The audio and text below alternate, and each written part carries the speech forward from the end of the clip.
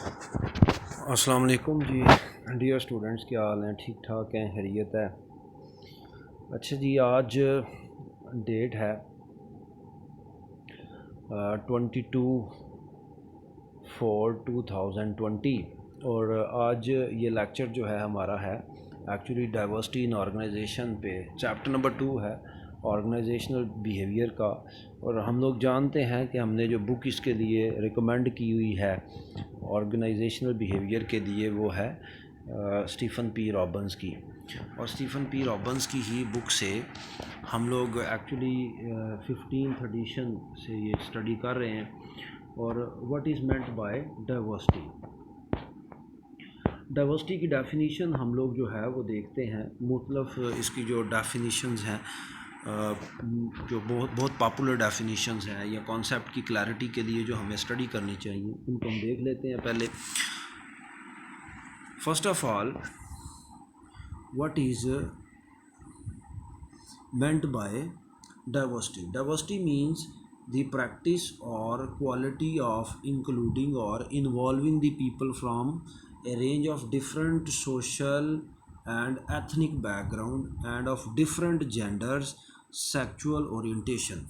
Diversity का मतलब ये है कि हम लोग अपनी ऑर्गेनाइजेशन के अंदर मुख्तलफ सोशल बैकग्राउंड के, मुख्तलफ नस्लों से ताल्लुक़ रखने वाले और मुख्तलफ जेंडर से रिलेटेड लोगों को रखते हैं, उनसे अपना काम लेते हैं, अपनी ऑर्गेनाइजेशन का गोल अचीव करते हैं। या यूँ कह लें कि हमारी ऑर्गेनाइजेशन के अंदर वर्क फोर्स एक जैसी नहीं होती है, उसके अंदर जो है वो हेट्रोजेनिटी पाई जाती है। हेट्रोजीनियस जो है वो हमारी ऑर्गेनाइजेशन के एम्प्लॉइज़ होते हैं, यानी मेल भी हैं, फ़ीमेल भी हैं, कुछ मुस्लिम हैं, कुछ गैर मुस्लिम हैं, कुछ जो हैं वो किसी कल्चर से ताल्लुक़ रखते हैं, कुछ किसी कल्चर से ताल्लुक़ रखते हैं, कुछ यंग हैं, कुछ ओल्ड हैं। तो ये इस तरह का मिक्सचर जो है वो होता है हमारे एम्प्लॉइज़ का, and this is called diversity.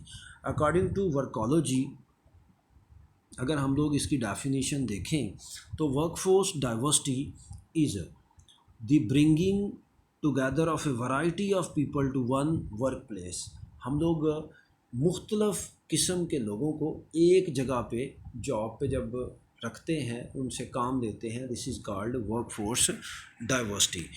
अब उसके बाद आ जाती है बात कि जी वर्कफोर्स डाइवर्सिटी की फर्दर जो है वो एक और डेफिनेशन, वर्कफोर्स डाइवर्सिटी मींस दी हेट्रोजीनियस कंपोजिशन। हेट्रोजीनियस कंपोजिशन यानी उसमें मेल फीमेल और सीनियर जूनियर, उसमें ज़्यादा एज के, कम एज के, उसके अंदर डिफरेंट कल्चर्स के लोग जो हैं उनको हम ऑर्गेनाइजेशन के अंदर मिला के चल रहे होते हैं in terms of age, gender, language difference, ethnic origin, education का डिफरेंस, मैरिटल स्टेटस। तो ये सारी चीज़ें हमारे एम्प्लॉइज़ के अंदर मौजूद होती हैं। तो this is called work force diversity. Actually हमारी जो वर्क फोर्स है वो डाइवर्सिफाइड या डिफरेंट नेचर की होती है, डिफरेंट किस्म की होती है। तो अब इसके बाद हम लोग बात करते हैं कि डाइवर्सिटी के मुख्तलिफ लेवल्स कौन कौन से होते हैं। डाइवर्सिटी के एक्चुअली 2 लेवल्स हैं, surface level diversity and deep level diversity. Surface level diversity basically basic differences को हम कहते हैं। इसके मुख्तलिफ और भी नाम हैं, also called demographic diversity, social category diversity, biodemographic diversity या ऑब्जर्वेबल इंडिविजुअल डिफरेंसेस की बेस पर diversity. Refers to readily detectable attributes such as sex, age, ethnicity, marital status. और ये वो चीज़ें हैं जो वाज़े तौर पे आपको नज़र आ रही होती हैं या आप उनसे पूछते हैं तो इसका फौरी तौर पे जवाब मिल जाता है कि ये और दूसरे में ये डिफरेंस है। Differences in easily perceived characteristics भी हम कह सकते हैं सरफेस लेवल डाइवर्सिटी को। उसके बाद आ जाता है जी आपके पास डीप लेवल डाइवर्सिटी। अब जब डीप लेवल डाइवर्सिटी को आप स्टडी करते हैं तो ये डीप लेवल डाइवर्सिटी जो है ये आपको बायोग्राफिक जो करैक्टरिस्टिक्स हैं उनसे नहीं पता चलती। ये actually based on study of personality, based on study of attitude, based on study of thoughts of people. तो आपको इसके अंदर जो है वो डीपली स्टडी करना पड़ता है दो डिफरेंट पर्सनैलिटीज़ के बारे में, दो डिफरेंट लोगों के एटीट्यूड्स के बारे में, दो डिफरेंट कल्चर्स के बारे में, और ये फिर जाके आपको समझ आती है कि ये किसी के अंदर दूसरे से डिफरेंस पाया जाता है या नहीं। This is also called a task related diversity या साइकोलॉजिकल डाइवर्सिटी, इंफॉर्मेशनल और functional diversity. And underlying attributes इसके क्या हैं, refers to less observable deeper level attributes such as personality difference, attitude difference, belief difference, thoughts and feelings and functional expertise. ये जो differences हैं actually इनकी base पे जब हम डाइवर्सिटी को देखते हैं तो ये हमारी डीप लेवल डाइवर्सिटी कहलाती है। फिर इसके बाद एक टर्म है इस चैप्टर के अंदर, उसको हम देखते हैं डिस्क्रिमिनेशन।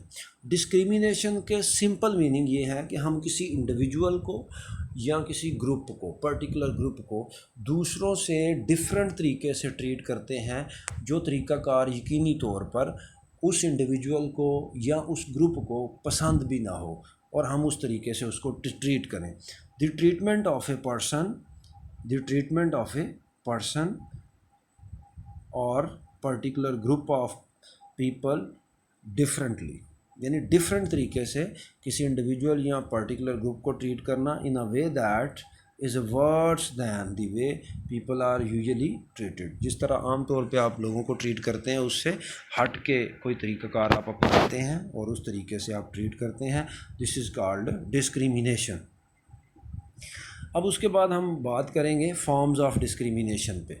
तो इसकी जो है वो मुख्तलिफ़ फॉर्म्स जो डिस्क्रिमिनेशन की हैं वो हैं 6। There are 6 forms of discrimination. अब वो जो 6 फॉर्म्स ऑफ डिस्क्रिमिनेशन हैं, सबसे पहले तो उनके नाम जो हैं वो हम बोलते हैं, उनको कोशिश करते हैं कि जो है वो दिमाग में बिठाया जाए, याद करने की कोशिश करते हैं। और वो नाम है सबसे पहले discriminatory policies and practices. Discriminatory policies और प्रैक्टिसेस, ठीक हो गया जी। उसके बाद है हमारे पास सेक्सुअल और हरासमेंट, देन उसके बाद है इंटिमिडेशन, फिर उसके बाद मोकरी एंड इंसल्ट, फिर उसके बाद एक्सक्लूजन एंड इनसिविलिटी। ठीक, ये हमारे मुख्तलफ़ जो हैं वो फॉर्म्स ऑफ डिस्क्रिमिनेशन है या टाइप्स ऑफ डिस्क्रिमिनेशन है। इस तरीके से हम जो है वो डिस्क्रिमिनेशन कर सकते हैं या करते हैं ऑर्गेनाइजेशंस के अंदर। अब उसकी डेफिनेशन अगर हम लोग देखें, अगर हम लोग इसकी डेफिनेशन पे गौर करें तो डिस्क्रिमिनेटरी पॉलिसीज़ और प्रैक्टिसेस से क्या मुराद है, actions that deny equal opportunity to perform or unequal rewards for performance। ठीक है, आपने क्या किया, आपने इस तरीके से किसी पर्टिकुलर इंडिविजुअल को या ऑर्गेनाइजेशन को जो है वो उनके लिए क्या किया, ऐसी पॉलिसी बना दी कि उनके लिए कोई अपॉर्चुनिटी जो है वो बैन कर दी गई, उनके लिए अपॉर्चुनिटीज़ नहीं हैं उनके अलावा बाकी लोगों के लिए अपॉर्चुनिटीज़ हैं। या जब रिवार्ड्स की डिस्ट्रीब्यूशन आती है परफॉर्मेंस के ऊपर तो आप उस पर्टिकुलर ग्रुप को रिवार्ड नहीं दे रहे और बाकियों को रिवार्ड दे रहे हैं। तो ये जो एक डिस्क्रिमिनेशन है that is called discriminatory policies और प्रैक्टिसेस। और इसकी एग्जांपल ये है, ओल्डर वर्कर्स में be targeted for lay off because they are highly paid and have lucrative benefits.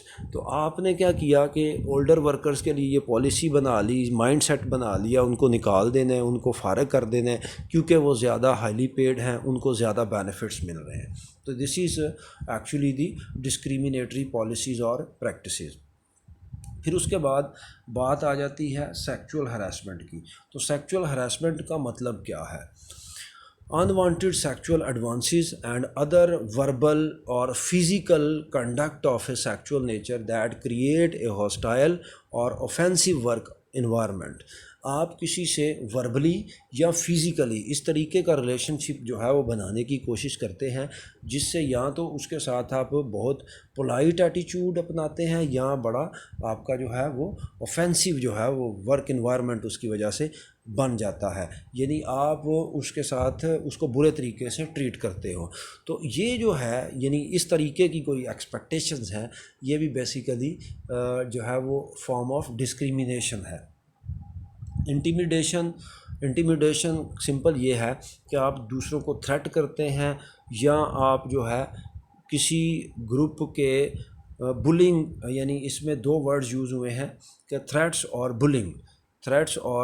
Bullying directed eight members of specific group of employees.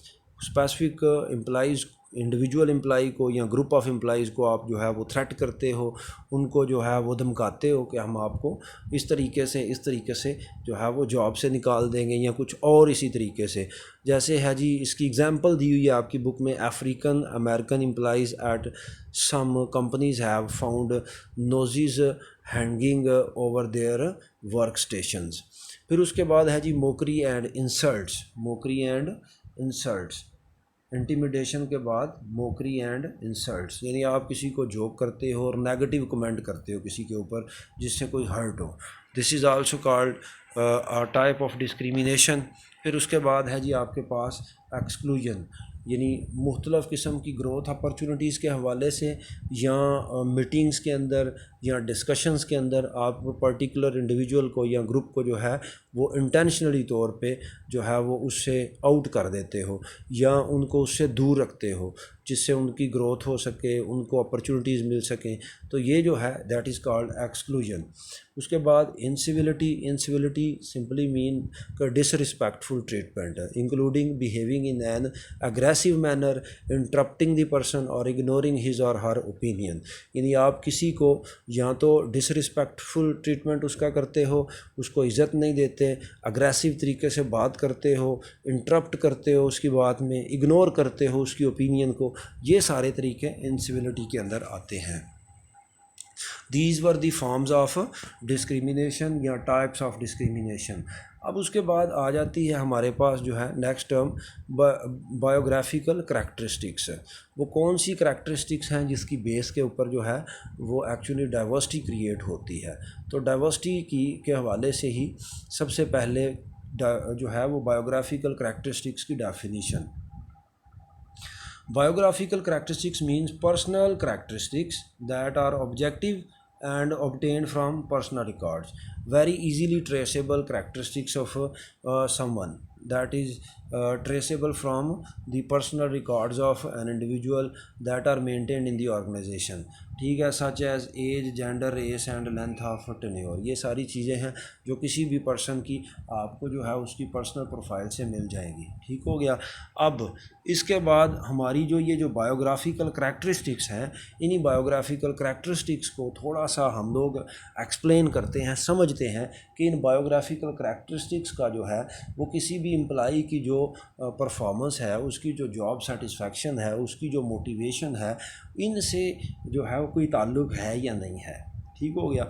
और किस तरीके से ऑर्गेनाइजेशंस के अंदर इन चीज़ों को लिया जाता है। सबसे पहली जो करैक्टरिस्टिक है इस हवाले से, बायोग्राफिकल करैक्टरिस्टिक नंबर 1 हम लोग कह सकते हैं जी, वो है age. Does age and job performance have relationship. Age का क्या जॉब परफॉर्मेंस से कोई ताल्लुक़ है। An employee is older who is less likely to quit. पहली बात तो ये कि जो एम्प्लॉई जो है वो ओल्डर होगा, ज़्यादा एज का होगा, वो बहुत कम है कि उसको जो है वो जॉब छोड़े। Older employees have lower rate of avoidable absence, छुट्टियां भी वो कम करते हैं, than do younger employees, but they have higher rate of unavoidable absence. उनकी वो छुट्टियां बहुत ज़्यादा होंगी, एब्सेंटी ज़्यादा होंगी जो वो अनअवॉइडेबल हैं। और ज़ाहिर है एज के साथ साथ ये चीज़ें होती हैं कि कुछ आपकी कमज़ोरी, कुछ आपकी बीमारी की वजह से आपको छुट्टियाँ करनी पड़ सकती हैं। Does age and job satisfaction have relationship? Definitely. Satisfaction tends to continuously increasing among professions as they age. जो ही जो है एज बढ़ती जाती है तो जॉब सेटिस्फेक्शन भी बढ़ती जाती है, ये आम स्टडीज़ में देखा गया है। However satisfaction tend to decrease among non professional, लेकिन नॉन प्रोफेशनल के अंदर ड्यूरिंग मिडल एज में जो है वो सेटिस्फेक्शन कम होती जाती है, और जब भी एज बढ़ती है तो नॉन प्रोफेशनल एम्प्लॉइज़ जो हैं, नॉन प्रोफेशनल्स जो होते हैं, उनकी जो है जॉब सेटिस्फेक्शन फिर बाद की एज में जो है वो बढ़ना शुरू हो जाती है। ठीक हो गया जी। तो इस बारे में भी हमने ये बात कर ली। अब उसके बाद हमारे पास नेक्स्ट, अगर हम लोग एज के हवाले से ही डिस्कस करें तो फर्स्ट बिलीफ क्या है। First belief is a wide spread that job performance declines. Job performance के बारे में अगर हम देखें तो job performance declines with increasing age, यानी जॉब परफॉर्मेंस जो है वो आपकी डाउन होना शुरू हो जाती है जब आपकी एज बढ़ती है। Regardless whether this is true, a lot of people believe it and act on it. बहुत सारे लोग इसको जो है वो इस पर यकीन करते हैं, इस बात पे, और इसके मुताबिक जो है वो अमल भी करते हैं, एम्प्लॉइज़ को उसके मुताबिक ट्रीट भी करते हैं। Second, as noted in chapter 1, the work force is ageing. Many employers recognize that older workers represent a huge potential pool of quality applicants, high quality applicants. You can say कि एक और भी बड़ी सच्ची हकीकी ट्रुथफुल बात ये है कि हम लोग जितने ज़्यादा एजड वर्कर्स होंगे तो उनके पास उतना ज़्यादा जो है वो पोटेंशियल होगा, और वो हमारे जो एप्लीकेंट्स का बहुत बड़ा पूल पोटेंशियल वर्कर्स का जो है वो एजड वर्कर्स में से ही होगा। फिर उसके बाद नेक्स्ट जो है, there are number of positive qualities older workers bring to their job. जब हम ओल्डर वर्कर्स को लेके आते हैं, एजड वर्कर्स को लेके आते हैं, तो बहुत सारी उनके अंदर क्वालिटीज़ होती हैं, such as experience, judgement, a strong work ethic and commitment to quality. But older workers are also perceived as lacking flexibility and resisting new technology. कुछ चीज़ें हैं जो उनकी पॉजिटिव हैं, कुछ उनकी नेगेटिव हैं।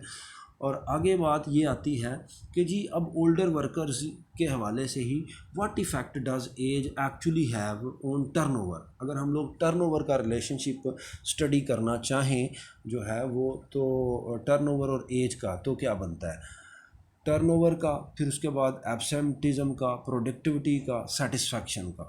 तो ये चार चीज़ें हैं जिनको हम लिंक करना चाहते हैं एज के साथ। The older you get, the less likely you are to quit your job. आप अपनी जॉब नहीं छोड़ेंगे अगर आप ज़्यादा ओल्ड हैं, आप एजड हैं, आप एजड होते जाएंगे, आप जॉब नहीं छोड़ेंगे। The conclusion is based on the studies of the age turnover relationship of course. ठीक है, तो ये हमने एक स्टडी की बेस पे बात की कि आम तौर पे ऐसा होता है कि जो जो एम्प्लॉइज़ की एज ज़्यादा होती जाती है वो जॉब क्विट नहीं करते, टर्नओवर उनका कम हो जाता है। Their long tenure also tends to provide them with high wage rate, longer paid vacations and more attractive pension benefits. उनको ये भी चीज़ें साथ मिलती हैं। It's tempting to assume the age is also inversely related to absenteeism. यानी कि as ज़्यादा होगी तो आप छुट्टियां कम करेंगे, ये स्टडीज़ कहती हैं। और जो आपकी जब आपकी एज कम होती है तो आप ज़्यादा छुट्टियां करते हैं, ठीक है ना। ज़्यादा एज के साथ एब्सेंटीज़ आपकी कम होती हैं। इसी तरह है how does age affect productivity के साथ अगर इसका रिलेशनशिप देखें, many believe productivity declines with age. It is often assume that skills like speed, agility, strength and coordination decay over time, and the prolonged job boredom and lack of intellectual stimulation contribute to reduced productivity। तो कहा यह जाता है कि जब as बढ़ती जाती है तो प्रोडक्टिविटी ऑफ एम्प्लॉय जो है वो कम होती जाती है। और final concern is the relationship between age and job satisfaction where the evidence is mixed। Evidence इस हवाले से मिक्स है। हम कुछ स्टडीज़ को जब देखते हैं तो ये कहा जाता है कि जो एज बढ़ती है तो जॉब सेटिस्फेक्शन भी बढ़ती जाती है, जबकि कुछ स्टडीज़ कहती हैं कि जब एज बढ़ती है तो जॉब सेटिस्फेक्शन जो है वो कम होती जाती है। तो ये दोनों तरह की जो इस हवाले से ओपिनियंस पाई जाती हैं। अब इसके बाद हम लोग बात करते हैं सेक्स के हवाले से, या जो है वो इसमें एम्प्लॉइज़ की जेंडर के हवाले से, कि जेंडर जो है डिफरेंस जो है उसका क्या इम्पैक्ट है ऑन योर जो है वो कह लें performance and your productivity, your job satisfaction, जो जॉब टर्नओवर, इस पे क्या इम्पेक्ट है। तो इसके हवाले से अगर हम लोग स्टडी करना शुरू करते हैं तो सबसे पहले देखते हैं जी, क्वेश्चन है उसका आंसर हमने करना है कि जी जेंडर में whether woman perform as well on job as man do, क्या फ़ीमेल उसी तरह से परफॉर्म करती हैं जैसे मेल परफॉर्म करते हैं या उससे बेहतर परफॉर्म करती हैं। Here are some differences between men and women in job performance. तो ये एक मेन जो की पॉइंट है, ज़ाहिर है स्लाइड्स हैं तो इसके अंदर हम की पॉइंट पे बात कर रहे हैं। Work schedule seems to differ between genders. पहली बात तो ये मेल और फीमेल के वर्क शेड्यूल में डिफरेंस डेफिनेटली होता है। Parents were rated lower in job commitment, achievement striving, dependability and individuals without children than individuals without children. ऐसे लोग जिनके बच्चे नहीं होते वो डेफिनेटली इन चीज़ों में जो है वो उन पेरेंट्स से ज़्यादा जो है वो जॉब कमिटमेंट भी होती है, अचीवमेंट स्ट्राइविंग भी होती है, डिपेंडेबिलिटी भी होती है जॉब पे। ठीक हो गया। अब नेक्स्ट इसी की मज़ीद डिटेल में अगर हम जाएं तो कुछ चीज़ें हैं जो आपको बताना ज़रूरी है कि जो जेंडर है उसके हवाले से स्टडीज़ क्या कहती हैं। Psychological studies have found women are more agreeable and willing to conform to authority, whereas men are more aggressive and more likely to have expectations of success, but those differences are minor। कहता है psychological studies ये बताती हैं कि जो woman हैं वो ज़्यादा एग्रीएबल होती हैं और वो अथॉरिटीज़ को ज़्यादा जो है वो फॉलो करती हैं, उनकी इंस्ट्रक्शंस को फॉलो करती हैं, जबकि जो मेन हैं वो अग्रेसिव होते हैं और वो जो है वो सक्सेस की एक्सपेक्टेशंस को लेके जो चल रहे होते हैं उस हवाले से जो है वो उनकी थोड़ी सी जो है वो अथॉरिटी को फॉलो नहीं करते। लेकिन इसमें माइनर डिफरेंसेस हैं। Unfortunately sex roles still affect our perceptions. ठीक है, तो जो सेक्स रोल है यानी जेंडर का जो डिफरेंस है वो परसेप्शन उस हवाले से जो है वो कुछ ऐसी पाई जाती है। For example, women who succeeded in traditionally male domains are perceived as less likable, more hostile and less desirable as supervisors.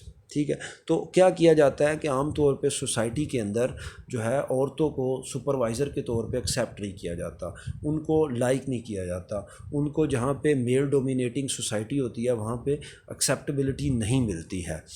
और देन उसके बाद मज़ीद अगर इस पे बात करें, what about absence and turnover rate of male and female, are woman less stable employees than man, ये क्वेश्चन है हमारा।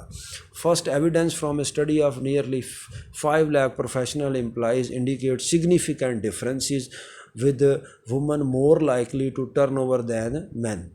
Women also have a higher rate of absenteeism than men do।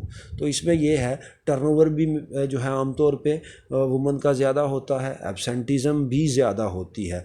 On one interesting finding is that regardless of sex, parents were rated lower in job commitment, achievement striving and dependability than individuals without children, but mothers were rated especially low in competence।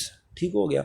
तो अब यहाँ पे ये बात करने के बाद आखिरी जो हम लोग इस हवाले से जेंडर के हवाले से बात करेंगे कि जी जो है feelings in turn are related to lower level of organizational commitment, job satisfaction and higher intention to turnover। ये फीमेल के हवाले से बात कर रहा हूँ मैं कि इनके अंदर जो है वो ऑर्गेनाइजेशनल कमिटमेंट की नॉर्मली, जॉब सेटिस्फेक्शन की भी नॉर्मली और इंटेंशन टू टर्नओवर की भी आमतौर पे जो है वो ज़्यादा टेंडेंसी पाई जाती है। फिर इसके बाद हमारे पास जो है वो नेक्स्ट जो स्लाइड है उस पर अगर हम लोग देखें तो वो है जी race and ethnicity. Race and ethnicity किस चीज़ को कहते हैं? सबसे पहली बात तो ये कि उर्दू मीनिंग क्या है रेस के। रेस का मतलब होता है नस्ल, एथनिसिटी का मतलब भी होता है नस्ब या मनसब, ठीक है, इसी तरह की इसके मीनिंग है। रेस एंड एथनिसिटी मीन के नस्ली या नस्ल की बुनियाद पे, ज़ात पात की बुनियाद पे जो है वो डिफरेंस होना जो है वो लोगों के दरमियान। Race means biological heritage people, ठीक है, कि आप लोग किस जो है वो नस्ल से ताल्लुक़ रखते हैं, उस डिफरेंस को हम लोग एक्चुअली स्टडी करते हैं रेस एंड एथनिसिटी के अंदर। अब race is actually a controversial issue, race is actually a controversial issue. In many cases, even bringing up the topic of race and ethnicity is enough to create an uncomfortable silence. इस पे लोग नहीं बोलते. Indeed, evidence just as some people find interacting with other racial groups uncomfortable unless there are clear behavioral scripts to guide their behavior. जब तक आपको उसके ऊपर बोलने के हवाले से प्रॉपर प्लान्ड जो है वो इंस्ट्रक्शंस ना हो, उस वक्त तक आप इस चीज़ पे बात नहीं कर सकते। तो बहरहाल पहले नंबर पे हम लोग इसकी डेफिनेशन को देखते हैं, what is meant by race. तो रेस को इस तरीके से डिफ़ाइन किया जा सकता है, race is defined as the biological heritage people use to identify themselves. और ये टॉप ऑफ द लिस्ट ये डेफिनेशन है कि जी एक्चुअली ये क्या है, biological heritage people use to identify themselves. लोग अपने आप को अपनी पहचान करवाने के लिए, अपनी जो है शनाख्त करवाने के लिए इसको यूज़ करते हैं। और एथनिसिटी क्या होती है? एथनिसिटी के मीनिंग ये है कि ethnicity is the additional set of cultural characteristics that often overlaps with race.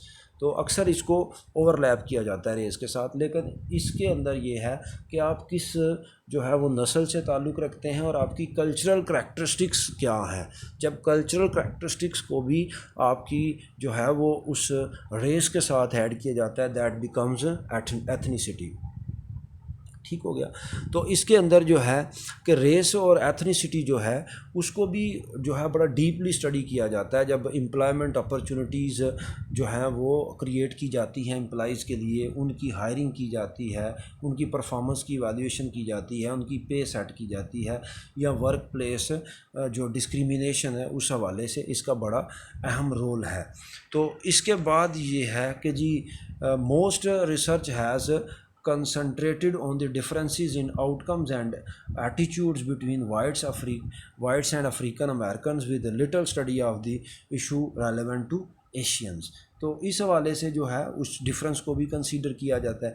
First, in employment setting individuals tends to slightly favour. कुछ चीज़ें ऐसी हैं जो मैं बोल रहा हूँ लेकिन वो इस स्लाइड्स के अंदर नहीं है, तो आप लोग उनको सुने भी और समझें भी और उनको आप लोग नोट करते जाएँ साथ साथ। पहली बात ये कि एम्प्लॉयमेंट सेटिंग के अंदर, first, in employment setting individual tend to slightly favour colleagues of their own race in performance, evaluation, promotion, decisions and pay raises. Although such differences are not found consistently, especially when highly structured methods of decision making are employed। यानी बहुत सारे लोग अपनी ही race और ethnicity के लोगों को बहुत ज़्यादा फेवर्स दे रहे होते हैं मुख्तलिफ़ चीज़ों के अंदर। Second, substantial racial differences exist in attitude towards affirmative actions. दूसरा ये कि आपका एटीट्यूड भी उनके साथ जो है वो डिफरेंट होता है, बातचीत करने के हवाले से, डील करने के हवाले से। और दैन उसके बाद है employers major concern about using mental ability test for selection, promotion, training and similar employment decision is that they may have a negative impact on racial and ethnic groups. तो लोग इस तरीके से जो है वो डिज़ाइन करते हैं चीज़ों को, उनकी प्रमोशन के हवाले से, ट्रेनिंग के हवाले से या एम्प्लॉयमेंट अपॉर्चुनिटीज़ के हवाले से, जिसमें जो है वो मुख्तलिफ़ रेसिस और जो एथनिक ग्रुप्स से ताल्लुक़ रखने वाले लोग हैं उनको जो है वो किस तरीके से जो है वो डिस्क्रिमिनेशन उनके साथ की जा सके। अच्छा, अब ये है कि क्वेश्चन है कि does racial and ethnic discrimination leads to negative workplace outcomes. क्या इसके negative workplace outcomes? As noted earlier, Most research shows that members of the racial and ethnic minorities report higher level of discrimination in the workplace. तो बहुत ज़्यादा इनके साथ discrimination होती है मुख्तलिफ ग्रुप्स के साथ, मुख्तलिफ जो है वो रेस के ग्रुप्स के साथ, एथनिक ग्रुप्स के साथ. Some research suggests that having a positive climate for diversity overall can lead to increase the performance of the organisation. तो अगर इसको डाइवर्सिटी है, एक्चुअली दिस इज़ डाइवर्सिटी, कि वहाँ पे डिफरेंट रेसिस के और एथनिसिटी के लोग काम कर रहे हैं, अगर उसको प्रॉपरली मैनेज किया जाए तो इससे आपकी ऑर्गेनाइजेशन की परफॉर्मेंस पहले से भी बेहतर हो सकती है. दैन इसके बाद आ जाता है कि जी डिसेबिलिटी फैक्टर जो है, इसको जब हम लोग इस बायोग्राफिकल करैक्टरिस्टिक को डिस्कस करते हैं तो इसका मतलब क्या है. एक्चुअली ये जो आप लोगों का कॉन्सेप्ट है डिसेबिलिटी, ये एक बहुत वास्ट कॉन्सेप्ट है. इसके अंदर बहुत सारी अक़साम की डिसेबिलिटीज़ आती हैं. अब जो हैं डिसेबिलिटीज़ किस किस तरह की हो सकती हैं, एग्जांपल्स अगर हम लोग देखें तो disability is actually broader term, making inferences about the relationship between disability and employment outcomes is difficult because the term disability is so broad. अब इस हवाले से एग्जांपल्स में हम देखें तो इसकी एग्जांपल्स हैं missing limbs, seizure disorder, Down syndrome, deafness और alcoholism, diabetes, chronic back pain. तो ये मुख्तलिफ़ किस्म की जो हैं वो डिसेबिलिटीज़ हो सकती हैं किसी के साथ.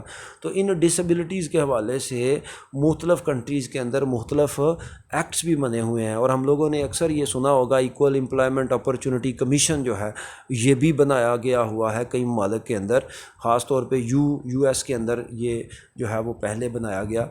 और इसका मकसद भी ये है कि सबको जो है वो इक्वल एम्प्लॉयमेंट अपॉर्चुनिटीज़ जो हैं वो प्रोवाइड की जाएं. लेकिन होता यूँ है कि हम लोग आम तौर पे जो डिसेबल वर्कर्स होते हैं उनको जॉब नहीं देना चाहते. Workers with disabilities receive higher performance evaluations. उनकी वैल्यूएशन हम बहुत ज़्यादा करते हैं, हालांकि उनसे हमारी एक्सपेक्टेशंस बहुत कम होती हैं.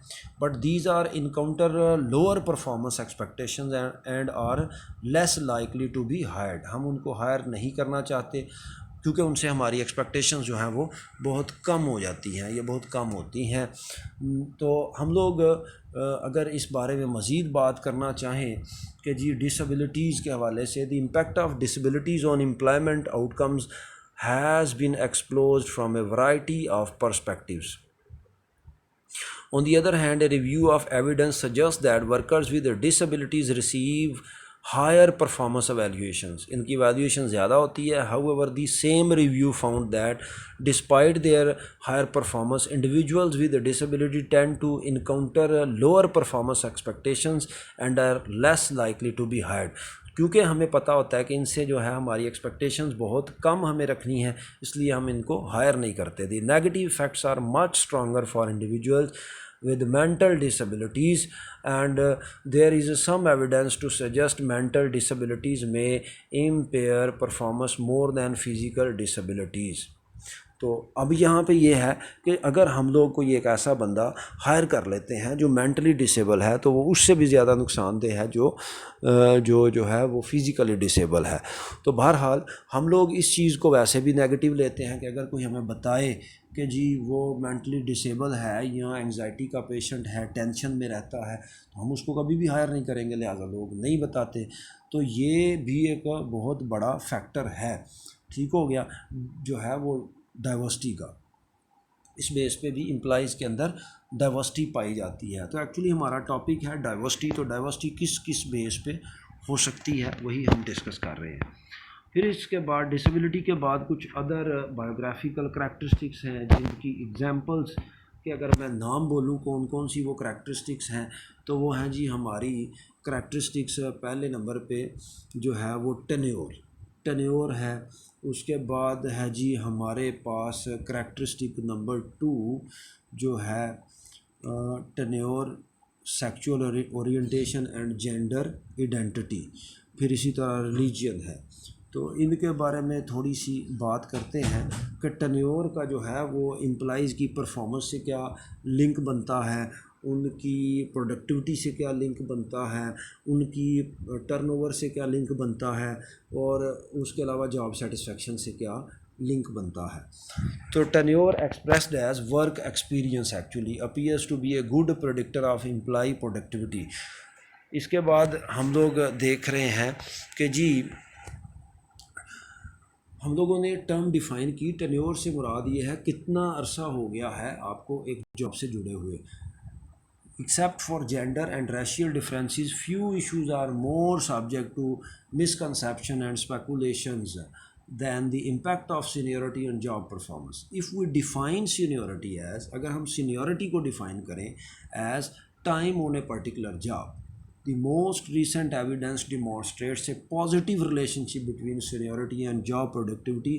So, tenure expressed as work experience appears to be a good predictor of employee productivity।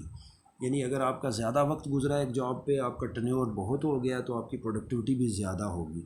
Seniority का जो है वो एविडेंस ये बताते हैं पॉजिटिव रिलेशनशिप है प्रोडक्टिविटी के साथ। Turnover is also a potent variable in explaining turnover. अगर आपका जो है वो टर्नओवर ज़्यादा हो गया तो आप जॉब को लीव भी नहीं करना चाहेंगे, इसी तरह आपको ज़्यादा बेनिफिट्स मिल रहे होंगे, इसी तरह जो है वो एविडेंस बताती है कि जॉब सेटिस्फेक्शन भी आपकी ज़्यादा होगी, पॉजिटिवली आपकी जॉब की सेटिस्फेक्शन की और जो है वो टर्नओवर की रिलेशनशिप बनती है।